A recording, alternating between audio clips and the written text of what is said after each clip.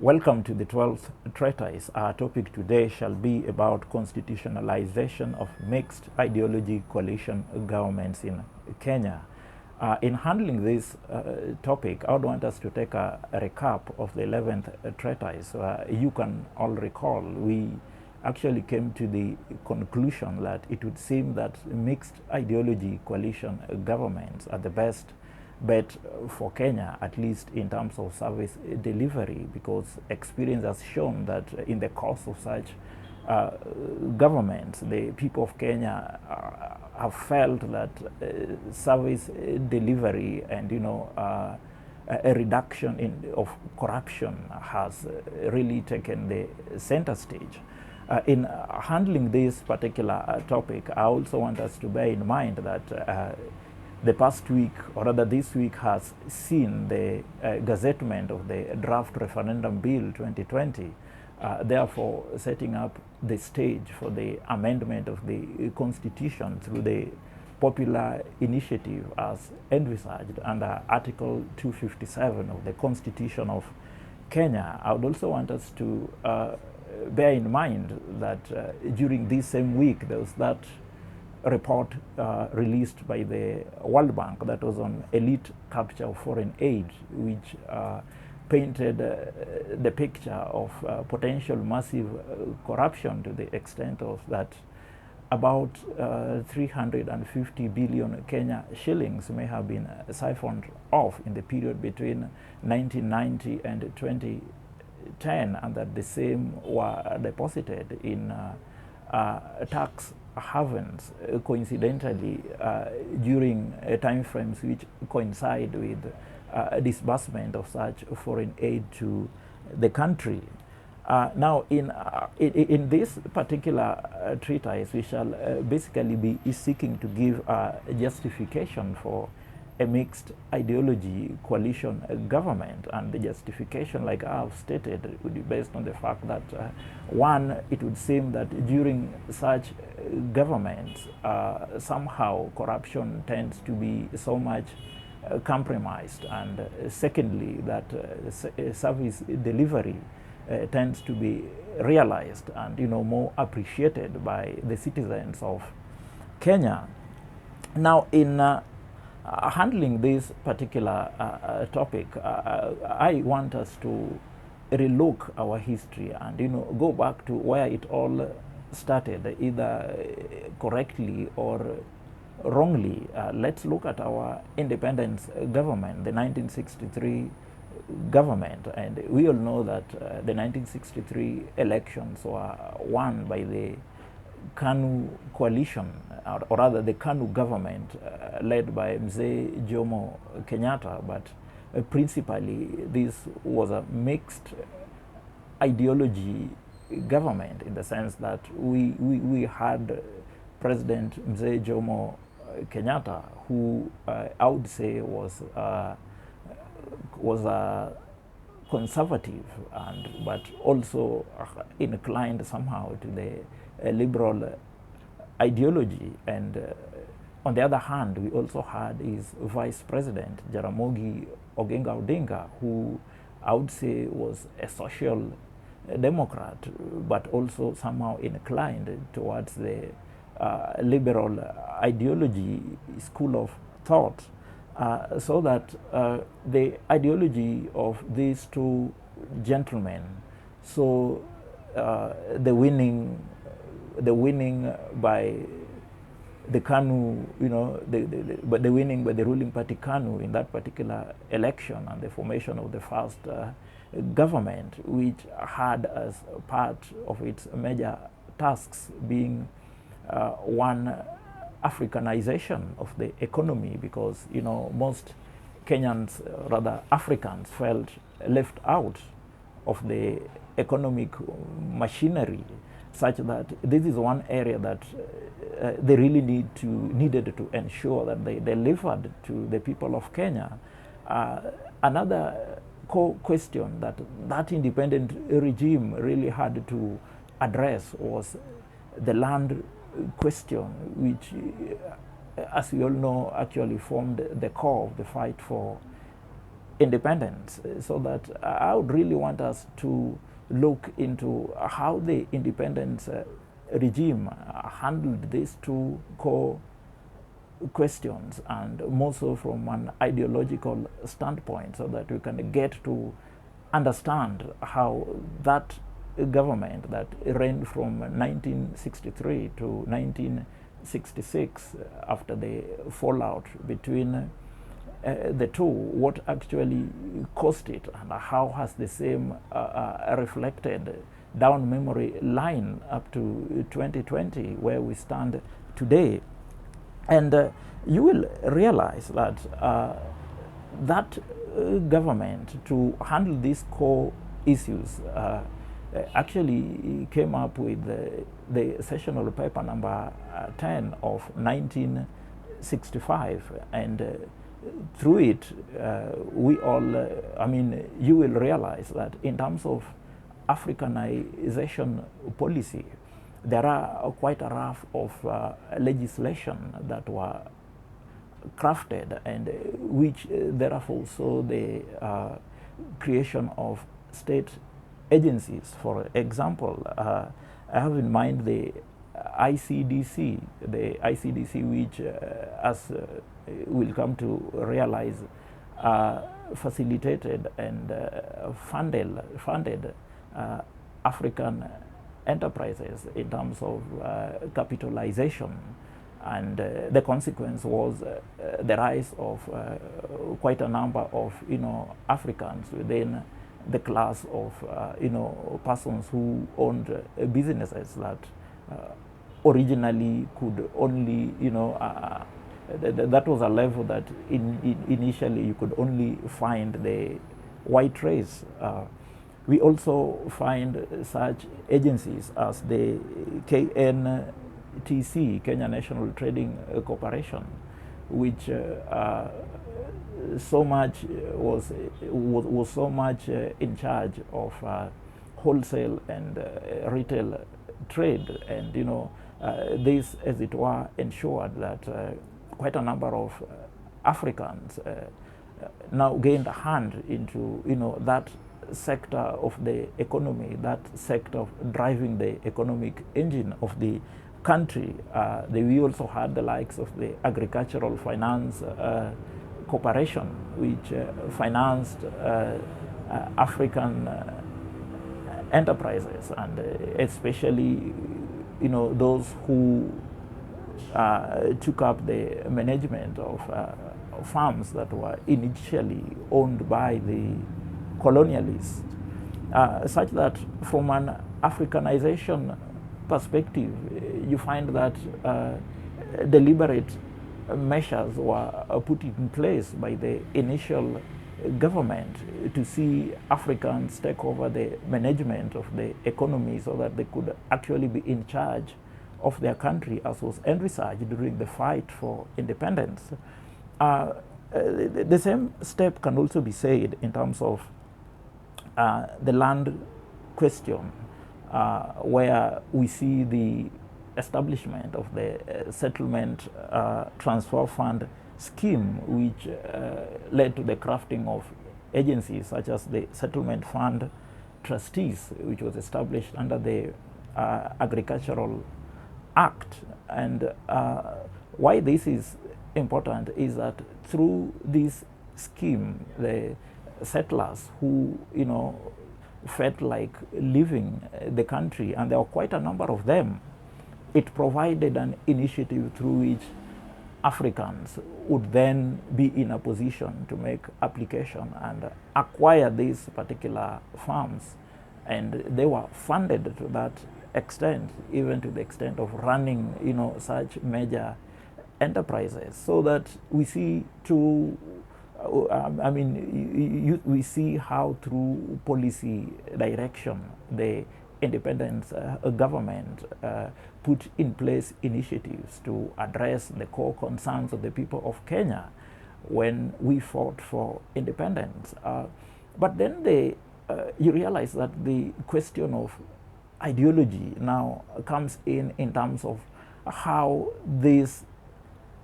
policies were actually implemented. Yeah, Why? Because there was the claim by the social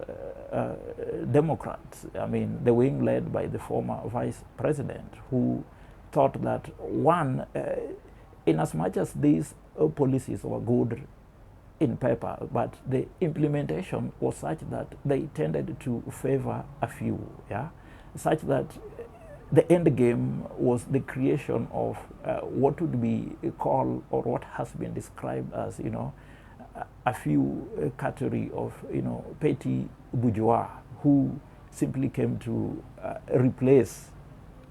the white people. So that in a sense, what happened was that now, rather than having the whites controlling the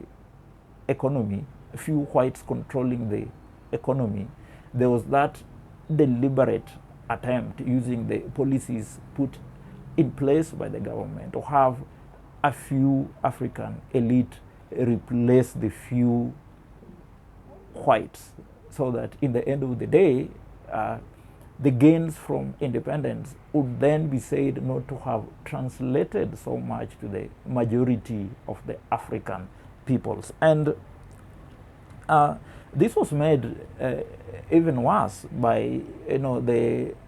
landholding system. And you will realize that the independence government, as it were, basically inherited the, you know, for example, the Government Lands Act. I mean, the repealed Government Lands Act up to 80, which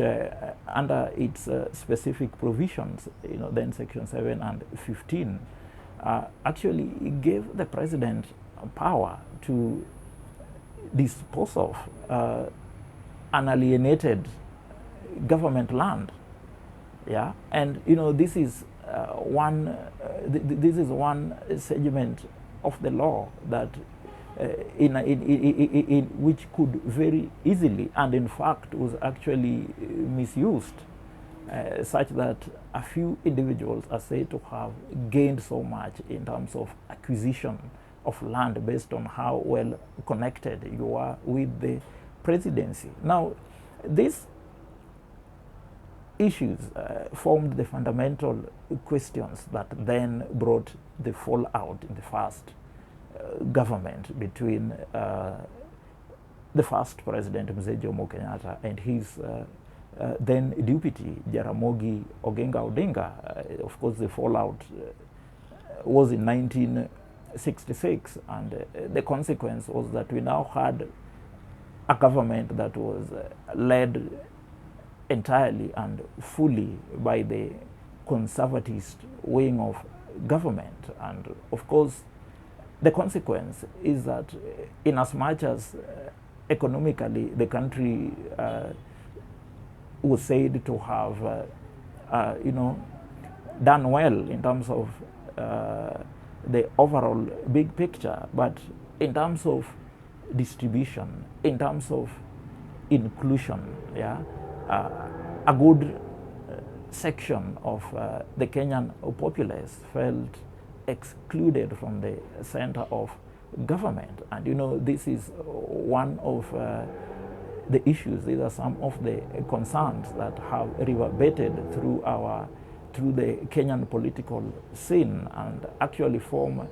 the basis of the crisis into which we are finding ourselves in even today as a people of Kenya. So that the question that we would then want to ask, and which I would really want us to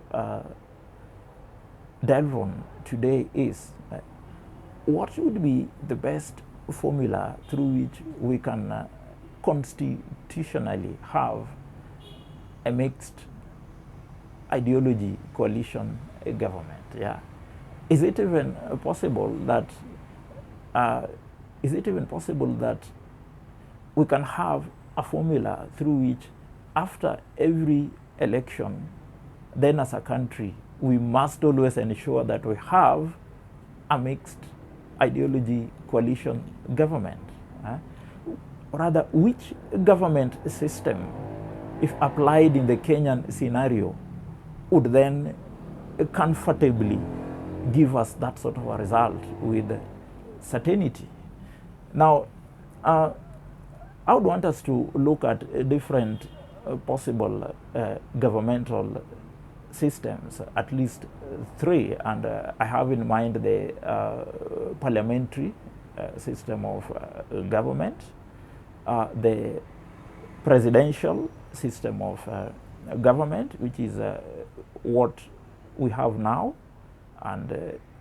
still remains even within the proposal of the BBI, yeah. So that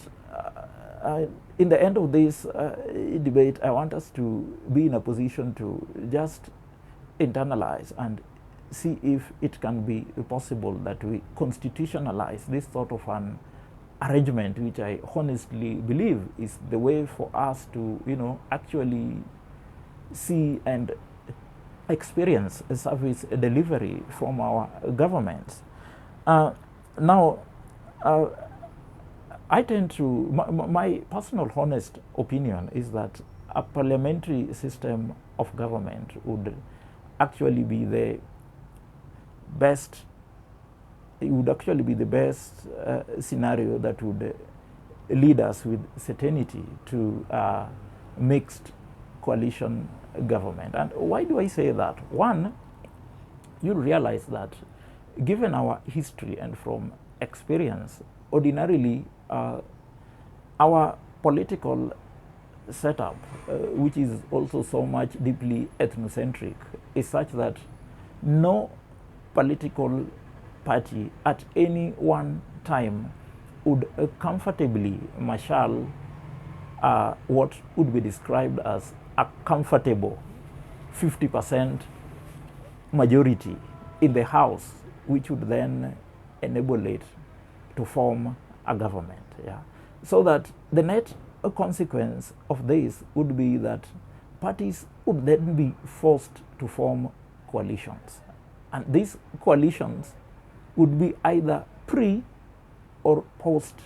election. Yeah. Such that it would be then possible that these particular parties, yeah, and experience has shown that in most instances, our country is always divided into two major ideological strands. Yeah, I think that is, it doesn't matter, the name of the parties may change, but ideologically, we always go to elections with the two major political strands in mind. The conservatives, who also partially appreciate the liberal political ideology, and on the other hand, we always have the social democrats, but who also appreciate the liberal brand of ideology. Yeah, so that in that sort of a system, parties, these particular parties, would then be compelled, at least for purposes of forming the government, to reach into a coalition government. Yeah, and this has happened in other countries. I have in mind the question. I mean, what has happened in Israel. Yeah, as those who checked, the news would know. Israel in the last 1 year have had 4 different elections just to choose a prime minister. Israel is a parliamentary system of government. Yeah, the two major parties have not been in a position to secure the numbers requisite for purposes of forming a government. Yeah, and what has been the consequence? The consequence is that right now, as we speak, these two parties were now compelled to form a coalition government between Benjamin Netanyahu-led conservative Likud party, who are basically conservatives, and the blue and white party led by Gantz. And the arrangement is now such that Netanyahu takes over the prime ministership, and Gantz, the leader of the other party, takes over the position of defense minister, but with a rider that by 2021 Gantz will take over the position of prime minister to clear the term. Yeah, and I tend to think that within the context of our the Kenyan political scenario, parliamentary system would really give good room for such negotiations, yeah, so that parties will somehow, and especially these two major wings of government, will somehow have to find a way of working so that they can at least form the government, so that by compulsion we shall always have the conservatives and the social democrats in government. I think from experiment it's clear that it would be very difficult for either the conservatives or, for that matter, the social democrats to marshal the numbers that would be requisite to form the government at the first instance without forming coalitions. Yeah. The next type of government that we can also talk of, and in this instance I have in mind the BBI draft proposal, which I think essentially still maintains the presidential system of government, though it introduces the position of a prime minister who somehow also have executive authority. And I would think that under the BBI proposal, of course I'm aware they would come with a final draft for purposes of the referendum, but if their proposal stands as it is, then it would mean that for Kenya to have a mixed ideology coalition government under that proposal, then it would be then it would imply that the major parties under that strand, I mean the major parties within this setup, must then be in a position to ensure that their coalition secures enough numbers both to capture the presidency, and they must also do proper mapping in terms of constituencies so that they secure enough numbers to gain the majority in the House so as to secure the prime ministership. Yeah? So that in that sort of a scenario, then it would be possible, for example, to have either a conservative or a social democrat as a president, and the other as the prime minister, with some sort. And I honestly believe that that sort of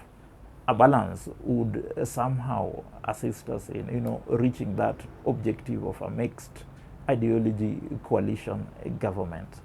Under the current dispensation that we have, and our current dispensation is a presidential, and it's inherently a presidential system of government, American style. I want to point out that it would still be possible to have a mixed ideology coalition government. And why do I say so? Of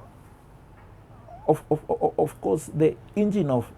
government is basically the executive, so that the first question to ask would be, where exactly does executive power lie? And we know that that power lies expressly with the president. So that under our current constitution, and you can look at Article 129 to 131, the president is vested with executive authority, and he shares that, although not really shares, but he exercises it through the deputy president and his cabinet, so that you therefore realize that there is a loophole here, in the sense that it can be possible for the president to bring in someone who falls within the social democrat ideology to his government through the cabinet. Yeah. And in the Kenyan context, from where we are today, this becomes even more interesting because you will realize that unlike in the BBI proposal, which clearly defines the position of opposition leader, yeah, and by that I mean that if the BBI proposal was, formed our current constitution, for example, then Right Honorable Raila Amolo Odinga would then be described officially and constitutionally as the opposition leader. But in the context of the current constitution, there is no specific provision for an opposition leader. So that this particular loophole is what can be used by a willing president to bring in, that person who would otherwise be the official opposition leader, but who is essentially the leader of the social democrat wing within our political system, into the government through the mechanism of a government of national unity. But again, you realize that this is something that would then depend so much on the willingness of the holder of executive authority, who is the president. And I tend to think that for Kenya, that should not even be a big issue. And why do I say that? I think the current president has demonstrated, and I have in mind his first term, yeah? That is the first term under the Jubilee coalition, yeah? That is between 2013 and 2017, where you find that in as much as it is not expressly provided for, but the president went, beyond expectation to vest real power upon his deputy president in the management of government, such that, there was a term that was coined about the co-presidency, yeah? And that was the position for the entire first 5 years of the Jubilee regime, yeah? So that my argument is that within the current constitutional dispensation, it is still even possible for Kenya to have that sort of mixed ideology coalition government. The president can do it through the creation of a government of national unity, by taking advantage of that loophole in the constitution, which does not provide for the office of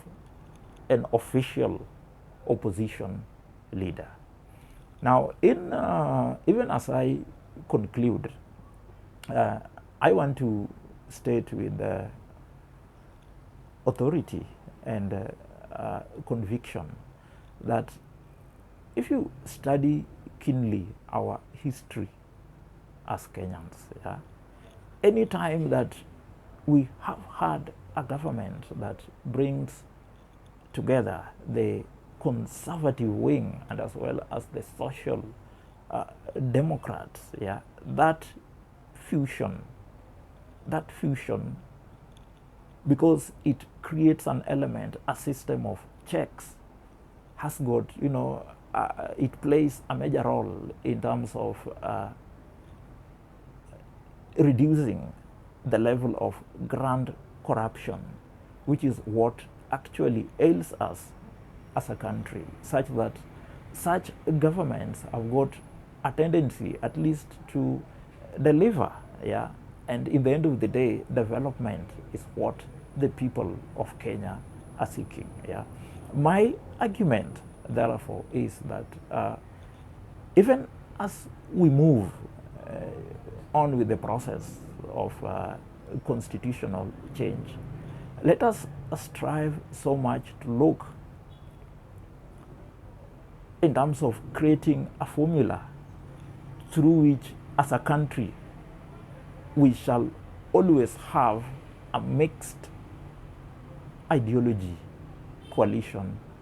government. I think that would be the best experiment for Kenya, and not only Kenya. I also honestly believe that that would be the best experiment and formula to be followed by most of the countries in Africa,